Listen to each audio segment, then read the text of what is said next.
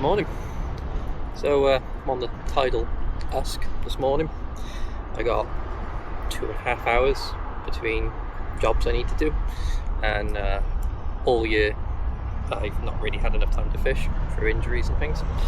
So I thought, take a bit of squid, a bit of crab, a teeny bit of lug, so I couldn't get any rag. There's been ragworm problems. I thought I'm going to come down just local, and I'm going to basically try for a bass. So I got the tripod behind me there. It's going to be fishing the river in like a crescent C shape. So one rod's going to go past the crease, which is going to be on a big squid. 7-ounce lead on a pulley rig. Nothing fancy. Just 7-ounce lead, pulley rig onto an imp, 100-pound body, running down with pulley bead, crane swivel, 70-pound body, and then a big squid. There's a Cox&rawle 5.0 surf and uptide hook, and then a 4.0 chinu, which I use a bead, a soft bead that I pierce, and then use that instead of twisting my line around like a panel style where you wrap the hook. I don't like wrapping the hook, so instead I've just got little soft bead there on the thing. It leaves the hook's still very, very taut, doesn't move, so there's enough pressure there to pierce into the mouth, and it's a big bait. That one will go out, and I make the body slightly, I make the length of the hook link slightly shorter than the body. The reason why is I want it tight and up, and I want this wafting around off the bottom essentially. It helps with the congers and things on here. It's a lot of congers and green eel. The other rod is going to be in a lot closer, and that's going to be on a double or a triple crab bait, so a big crab bait, and that's going to be in a lot closer. That's going to be very short range, just on the crease. We're talking literally you could underarm it to where it's going to be. It's going to be two or three big crab baits. Basically, it's going to be a massive, great big juicy crab sausage, and it's going to get recast fairly regular. It's an expensive way of doing it, but the bass up here, every time I've ever caught one's always been full of crabs and shrimp, so it's a good way of targeting them. Both the rigs are going to be the same. I've also got a little rod with me just in case, with some size 1 hooks and a little rig. Maybe I might, if I can be bothered, because it's such a short session, I might drop that out in close for a flounder, maybe pick a flounder up. There is, every now and again, there's a sole, and I would love a sole. That's been my target so far for the year, although I haven't been out enough to really say it's a target in it, but I would like a sole. But yeah, they do have sole here, but they're usually very small sole. So we're going to see what we can do with a very, very short session. We are talking 2.5 hours start to finish. See if we can pick up something big.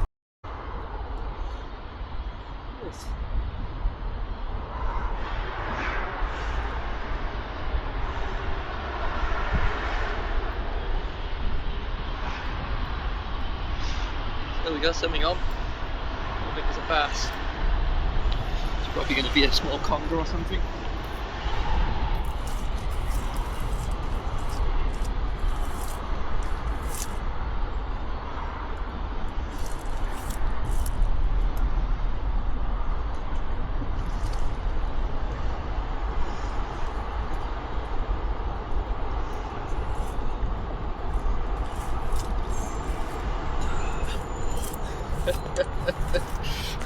Well,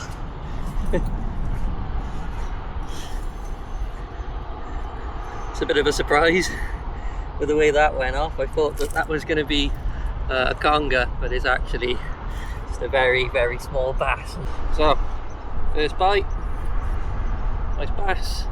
He's just about undersized. I'm not going to measure it. I know that it's definitely not within size, that one. He's probably about 38, 40. I wouldn't take it home regardless, so I'm gonna get myself down as far across there as I can.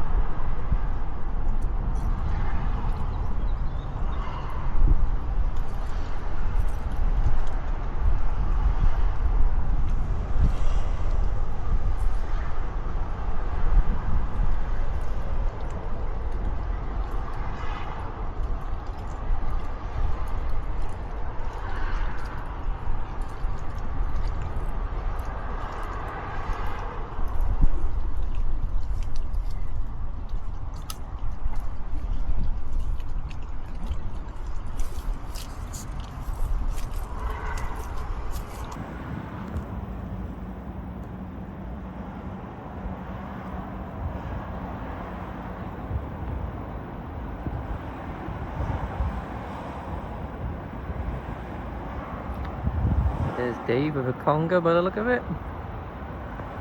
Looks like a conger the way it was spinning and going mad. Must be a conger.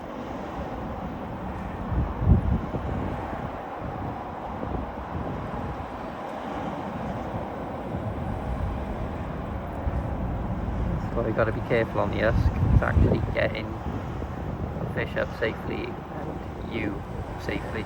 It's not the easiest place to land fish, and it's certainly not the easiest place to return them either.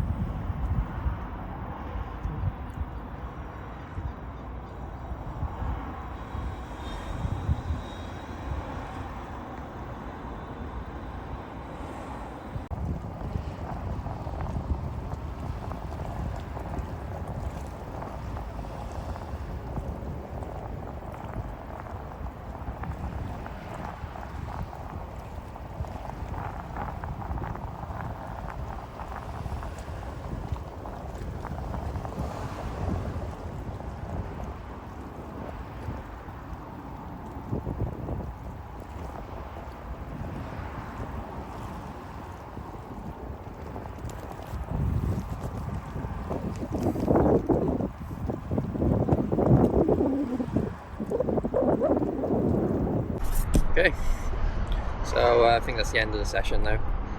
We've had, said, one decent sized bass, big enough to make it with my while.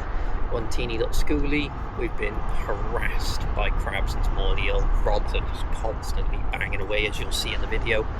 It's just kind of, the rods are just constantly going all the time, and there's just nothing there to them. We did lose that one decent fish, which I'm pretty wounded about. Could have been anything. Could have been an eel, could have been a bass. Probably an eel, but you never know. Pretty wounded about that one, because that was a good sized fish.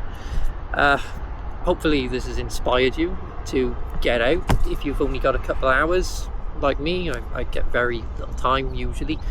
All you need is 2 or 3 hours somewhere local that you know well enough, and just have a bit of motivation to get out. And I think that's half the problem when you work too much and you've got a family, is you don't always have the motivation to make the time out of those really small windows. But as you can see here, the day I've come, the tide's lined up with a bit of spare time, and I just went for it, and it was worth it. I'd have been happy if I'd just been sat out here chilling out anyway, but we all go fishing to catch fish. So yeah, that's it for me.